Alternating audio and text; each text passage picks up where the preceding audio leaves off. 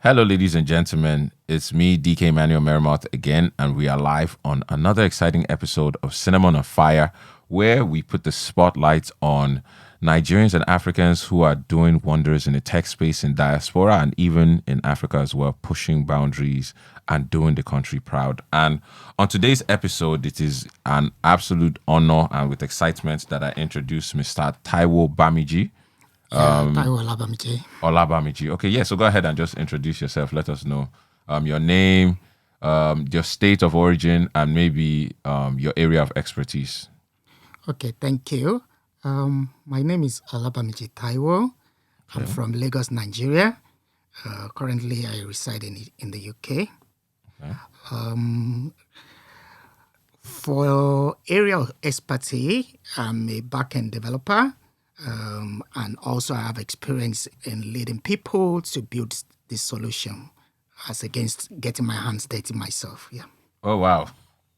That's a that's a very interesting point of view. Okay, so I think what would you say sparked your interest in tech? Has it always been tech for you, or was there a particular moment that or experience that let you say, okay, this is where I want to be?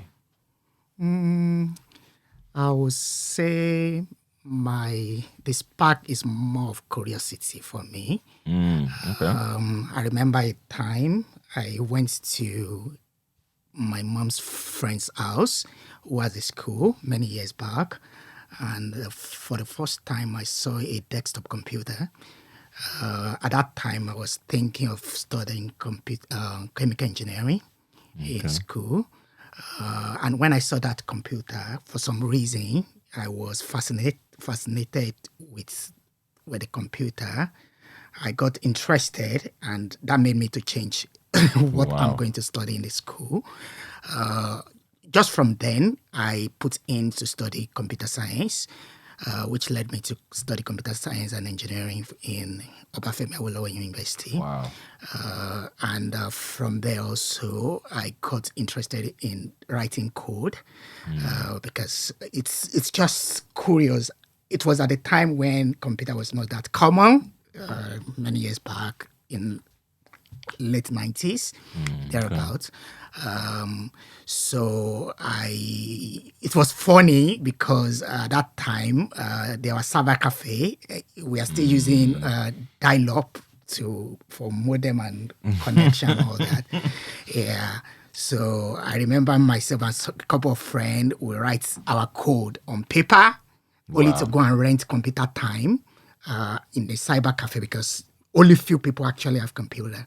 So we write our code, quick basic at that time. We write it on paper, borrow computer time for like an hour, punch it on the computer just to run our computer and build games and a couple of things. Yeah. So it's more of curiosity from when I saw the computer and very interested in, okay, this thing look interesting. Then again, because it's not that popular, no internet that time, it's just reading books and trying to basically see how you can also write similar programs and see it executed. And also it's challenging that time because computer was not common. It's only few people that have desktop.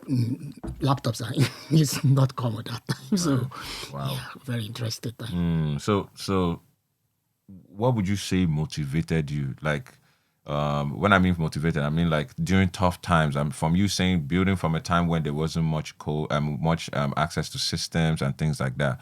What would you say was like a motivational factor for you, aside curiosity, that kept you going in times when maybe you encountered problems that seemed very difficult at the time or things like that? What would you say motivated you? I would say it's more of a background. I came from the humble background where it's like I must not fail. So, so it's more of determination to succeed because you are just basically looking out to also pull out a lot of people from poverty and all that, and you are like you have to succeed in what you are doing. It's either you succeed or succeed. So it's that kind of motivation where this is just the only way, and you have to just do it well. So that's sparking a kind of perseverance and continuous learning to get it right, do it again and again until you are able to get something I out. can. Yeah. I feel like that might even be like a national, because I feel like a lot of people coming from Nigeria, especially when we are coming overseas or whatever, our driving forces. Number one, a lot of people, even in this space, might not automatically look at us as credible people, or it's almost like we are going against the odds almost, and so that is also something that can, whether you might see it as something that was easy for you, but it could be overwhelming for some people as well. Some people look at that and they're like, oh man, I have so many people, and that might be even what breaks them. Yeah. So being able to look at that and still get motivation from that is something that is actually very really is very credible. So from your background, it says you have worked InterSwitch. Yeah. What, is there any part of the journey that surprised you? Like you saw something like, hey, what is this? Or like something that shocked you during your journey that you weren't expecting, but you were still able to overcome and you're still able to fight through. Yeah, there are actually many Okay. because I spent a couple of my career at InterSwitch Group, Nigeria. And one of those things is one of the feats I did just before I left InterSwitch was so InterSwitch has many businesses, specifically 5 businesses. And one of the businesses is the financial inclusion. So when I say businesses, it's like a divisions. Right. So I'm kind of a CTO to one of the business. And we are at the point when InterSwitch was using a platform that was built by OEM. And this is one of the respected OEM that built a solution. And the solution was not serving the business very well. And we had to replace that solution. And there was a talk among stakeholders, are we going to buy another one and all that? Myself and a couple of colleagues said, we can build this from ground up. And that is how I took the challenge with a couple of team, trying to replace a solution that was built by OEM that to some extent, in terms of domain knowledge and all that, we don't really have as much they do. Right. This solution also has things that have to do with financial, in terms of account management and all that we have little experience as developer on. These are tough challenges for us to build. This also was coupled with, it's like you are trying to change tire for a moving vehicle. You can imagine how that is. Yeah. So this solution is being used by thousands already, and it's giving problem. And we had to change it under 6 months to replace that solution. It was a tough time because we are time constraints. And in terms of talent, we don't have much of that because we have to be recruiting on the go. A lot of people that have to learn comprise, coupled with the time, what is the name? Tight deadlines that we have from the company to replace that. But as as it goes, we basically were able to come up with that solution, which is currently being used today, serving. And one good thing about that solution, which also kept the team going, is the business is called Wet Creator because it's financial inclusion. So, which tied to my background, where you are building something that right from- empower people Right. to get wealth. So, it's a solution where people actually can use InterSwitch platform to basically use it for their own business, like a merchant using it for a business for their own, and they are able to make money in that. So that's seeing this merchant being able to use this platform to make their business, making money, and supporting their family is something that also kept us going. I think the other one that's like it is just before that, I was also opportune of building a solution that has to do with empowering developers, which is one of trying to. InterSwitch has a lot of assets in terms of software that we want external people to be able to leverage in terms of payment platform and all that. And the only way to make developer publish your thing is to package that as APIs. Okay. And that is what my team did. We are able to build a layer on most of the asset that InterSwitch has, and able to expose it to third-party developers so that they can innovate more on those solutions. These Nice. are the feats that I think in my enterprise life has been a little bit, yeah. Wow. Okay, so would you say your definition of success has changed over the years? Because I can imagine, like, when you are starting out on a particular project, you'll be like, okay, at least if I can hit X amount of numbers, or if I can get recognized by this individual or this bodies, if I get this job. So over the years now, as of right now where you are, what would you say your definition of success is for you right now? I think for me, what resonates with me, my definition of success is more of impact and influence. And this is what I think. Just a few weeks back, one of the developer that I mentor got a job, and he sent a thank you note to me. So it happened that the developer, I got to recruit him into Switch. I the journey. So I'm part of the journey, mentoring and all that, and it happened to be moving from InterSwitch to another one, and it was sending me a thank you note. That's thank you for what you have done for me. So when I look at that kind of impact where you have, and this is not just one person, I've had people that when they came to InterSwitch, they don't know what to do, and you've been able to work with them to be able to choose career paths, even in tech. They came as of brand new from school. They don't know which area of the and being able to assess their skills and competency, you are able to advise them. And 2 years, 3 years down the line, they are able to say thank you for that advice you gave me that time, and it's worth it. So for me, that is success for me because. You are you are impacting people. People are the greatest assets on this planet. It's not Right. the amount of money you have and all that, but when you impact people, it goes a long way because that Wow. person impact another Another person, it person, goes right? another person before you Multiplier know effect, the right? whole world is Wow. a better Wow. place. Yeah. Very, very, very, very good. So we are going to ease things up a little bit. Let's say you have a day now with absolutely no deadlines, no responsibilities, absolutely nothing. How would you typically spend that kind of day? I think for me, because I look at when last did have I gone on holiday. Okay. So it has been work and work and work. I think if I have any, is probably to travel and go Okay. on some vacation, say even for 2 months, 2 months. Okay. So and are and there not any? to touch code for Okay, no those, code. no code for those two. Oh, chai. Okay, okay. So what would your maybe say prime destinations be? Say you wanted to go somewhere. Where's somewhere you want to go like right now? Like if you could.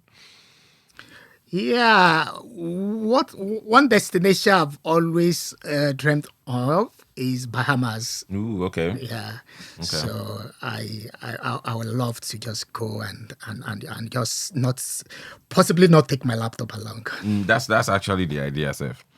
Okay.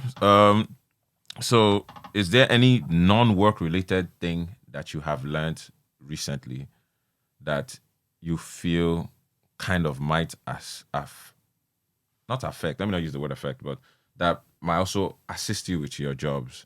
And like I was saying, a lot of the times when we think about work related things, we think of only work related things. But like who knows, maybe I do music for instance. I find that maybe because of my field, sometimes interacting with somebody that is not even musically related has given me an insight or given me a new idea that actually helps me with the job that I'm doing or with the project that I'm working on. So a lot of the times it's very easy to get locked in work and not notice that certain things that are not even work related can actually assist you with your tasks in whatever it is that you're doing. So I think my question is there anything that you have learned recently that might not be necessarily related to your work, but assist you to get work done, or even if it doesn't assist you getting work done? Is there anything non-work related that you have learned recently? Yeah, I think is what comes to mind because of the kind of my personality. I'm a quiet person. Okay. What I've seen is of more of how people volunteering and all that. Yeah, so I've seen how people volunteer. So I have a colleague that volunteer to teach people, young kids in school and all that Is the person here in in the UK. in the UK as well? In the Okay. UK. And how that has affected me is it's tied to some of the things that I'm thinking about because I've spent most of my time in enterprise. So I've begun to look at what next and all that. Yeah. So same being able to not just thinking about yourself alone and thinking about other people, giving out or giving help and all that is something that I've learned empathy. So yeah, that way, because one of the thing when you are talking about design, there's a concept called design thinking, uh, being able to put yourself in other people's shoe. Right. Yeah. So when you work with a different area, not just your colleague, people, whatever, they make you to see how your software should be used.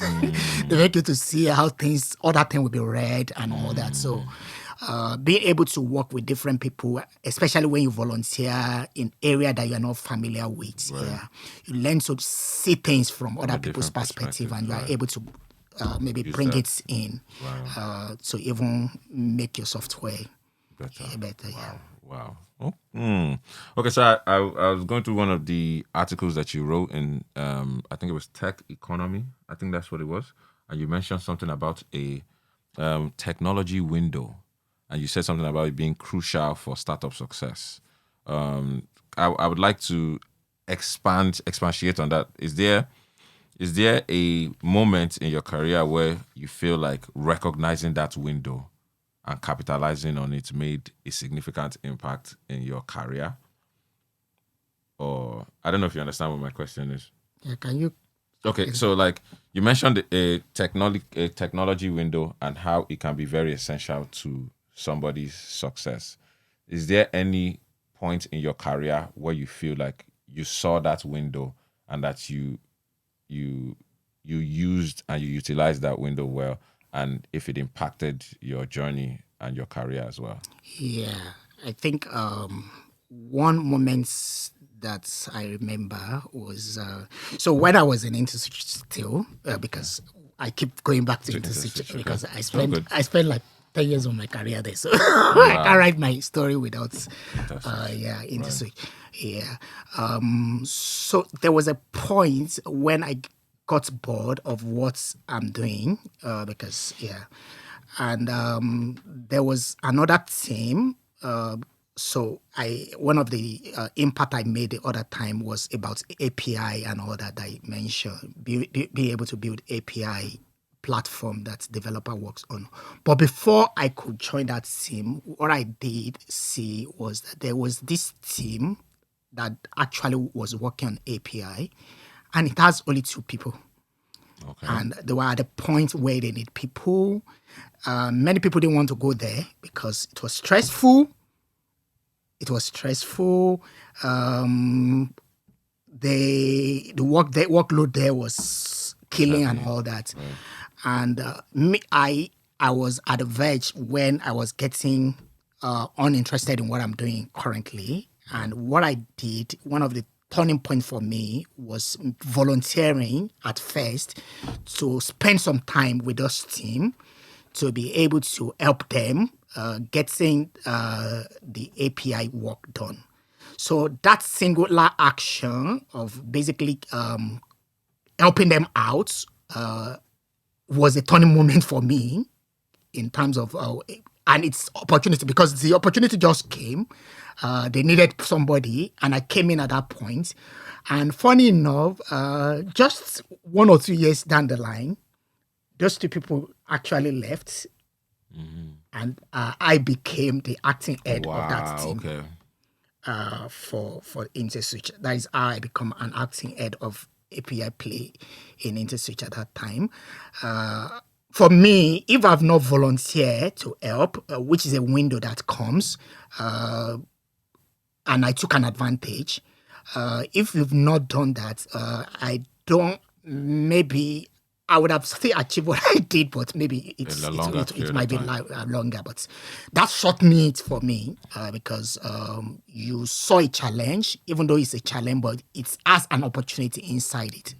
Like every other challenge, always have opportunity. So I think what I will encourage anybody to do, not to run away from challenges, because in there are A lot of times opportunity that are life opportunities. changing, like in Wow. my story. Wow. Ooh. Then lastly, this is also to something that you had published. You mentioned something about missing a meeting due to a late reply. I think it was one of your LinkedIn posts. You said something about missing a meeting, a key meeting, and it was as a result of a late reply. Do you feel like that experience taught you something about maybe time management and being responsive in a professional setting, for instance? Not really.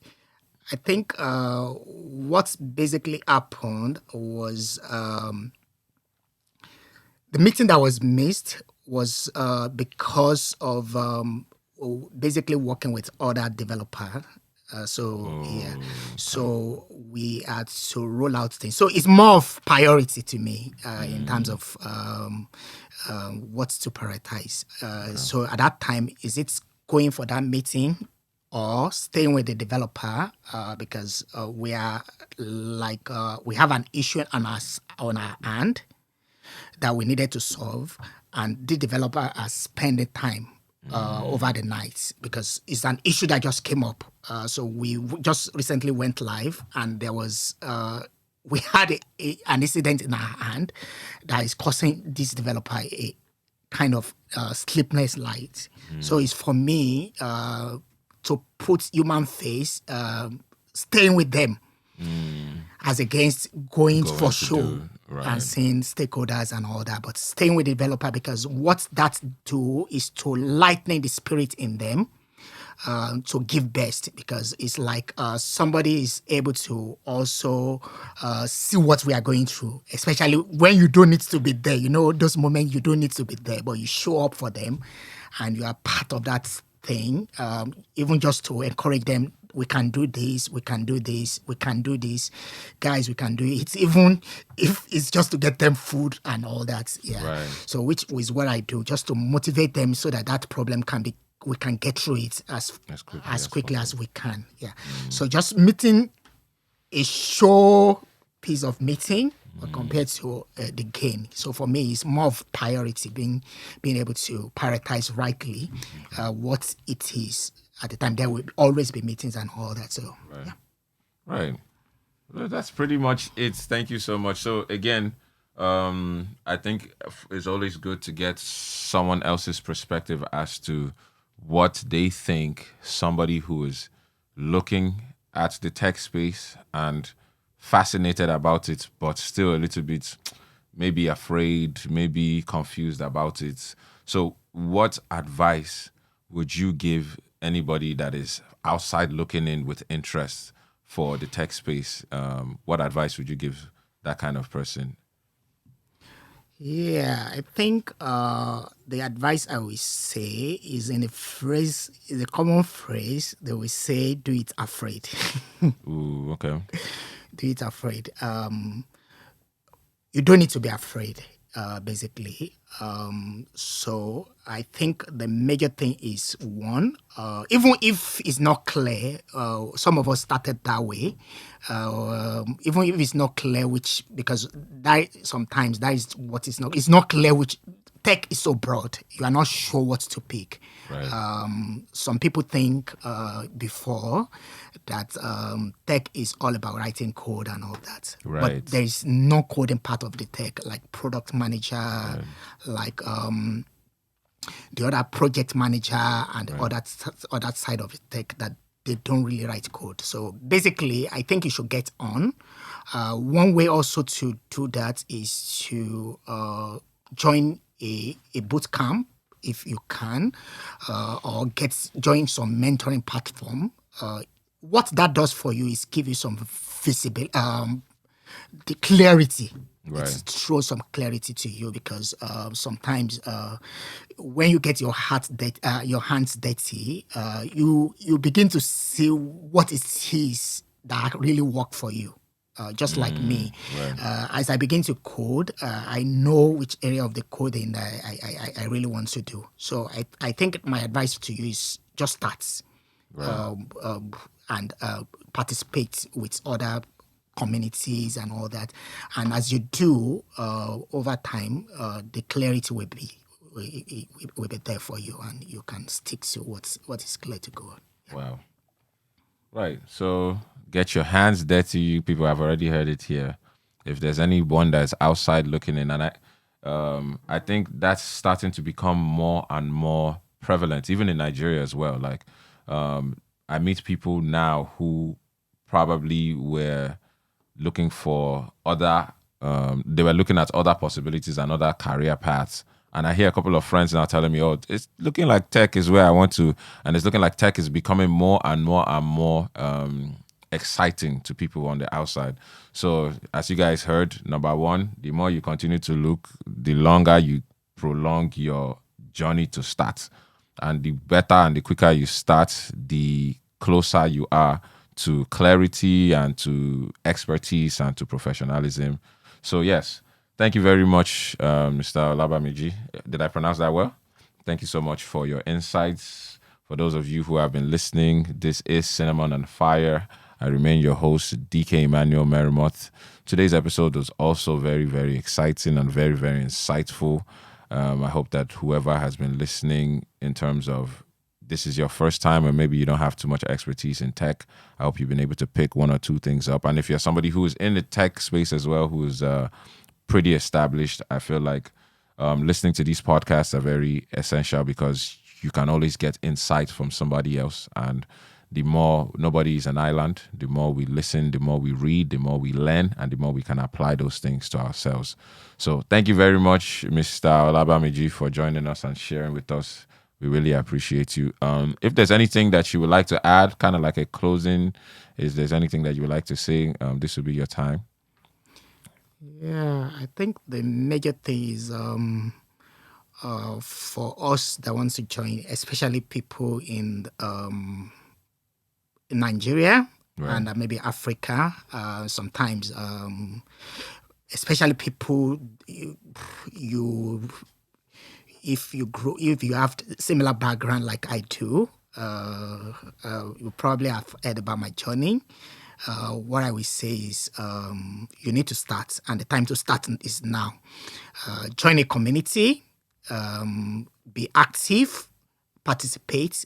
This is the time that we need to turn around Nigeria and Africa and put Africa on the global scene. You would have heard story of people like me, people like Michelle Elegbe, which is a great inspiration to me. The founder of InterSwitch, how they turn payment scheme of Africa around. If they can do it, I think you can do it too. Just believe. Right. Thank you very much. As you guys have been listening, I hope you guys have heard. I hope you guys have learned. Today has been a very, very insightful episode. Thank you so much for listening. And thank you to our guests, Mr. Olabamiji for joining us and sharing his expertise. Please keep listening, keep watching, keep reading, keep staying informed, and keep doing Africa proud. Thank you.